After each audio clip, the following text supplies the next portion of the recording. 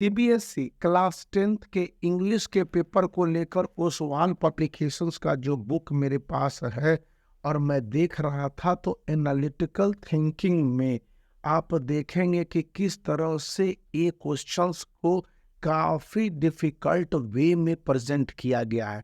यानी स्टूडेंट को इनके आंसर को निकालने के लिए काफ़ी कुछ मशक्क़त करनी होगी। मशक्क़त ये कि आपको ये समझने होंगे कि आखिर ये है क्या, और उसके बाद फिर आपको ये सॉल्व करने होंगे। इसी तरह से जब आप थोड़े से आगे बढ़ जाते हैं, तो चैप्टर में डिस्कर्सिव राइटिंग वाले सेक्शन में यहाँ पर आएंगे, तो देखेंगे कि ओसवाल पब्लिकेशंस बताता है कि डिस्कर्सिव राइटिंग में पॉइंट वाइज आंसर बहुत इंपॉर्टेंट हो जाते हैं। अगर आप पॉइंट वाइज आंसर देते हैं तो वहाँ पर आपके फुल मार्क्स मिलेंगे। अगर पॉइंट वाइज आंसर नहीं है तो आपके मार्क्स ही नहीं दिए जाएंगे।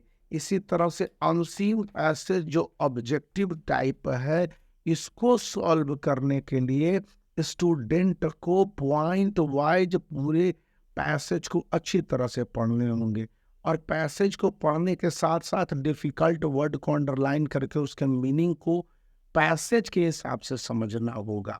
यानी कि अनसीन पैसेज वाले सीरीज में स्टूडेंट के सामने प्रॉब्लम ज़्यादा है।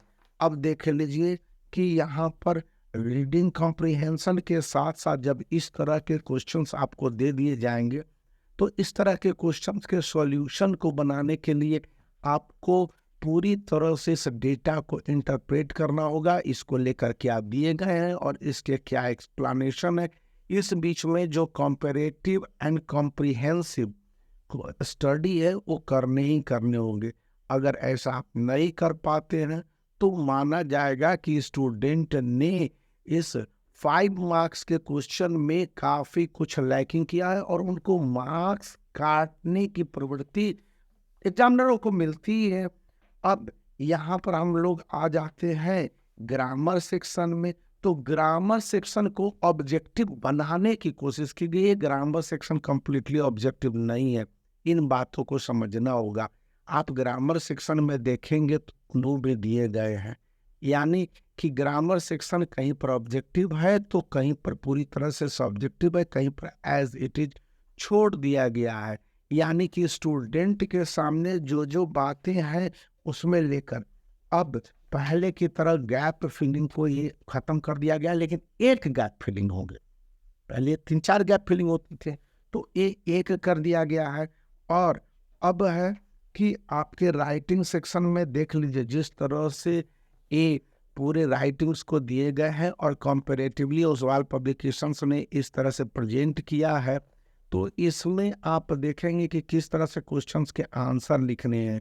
अगर क्वेश्चंस के आंसर में कहीं पर गड़बड़ियां होंगी तो स्टूडेंट को मार्क्स नहीं दिए जाएंगे। और ये बातें बताने का अर्थ है कि इंग्लिश पेपर में क्लास 10th सीबीएसई में जिस तरह से क्वेश्चन पेपर को समय के साथ आसान बनाने के नाम पर स्टूडेंट को चैलेंजिंग क्वेश्चंस दिए जा रहे हैं, वहाँ पर वही संभव है जो स्टूडेंट समझ पाता है। और अगर सही ढंग से क्वेश्चन को एनालाइज करके आंसर बनाने होंगे तो आपको फुल मार्क्स मिलते हैं, और ऐसा नहीं करने पर मार्क्स काट लिए जाएंगे। ये बात सीबीएसई स्पष्ट रूप से अपने सभी एग्जामिनरों को कहती है कि आप स्टूडेंट को इसी तरह से ट्रीट करें। तो बने रहें, इस वीडियो को लाइक कर सकते हैं, चैनल को शेयर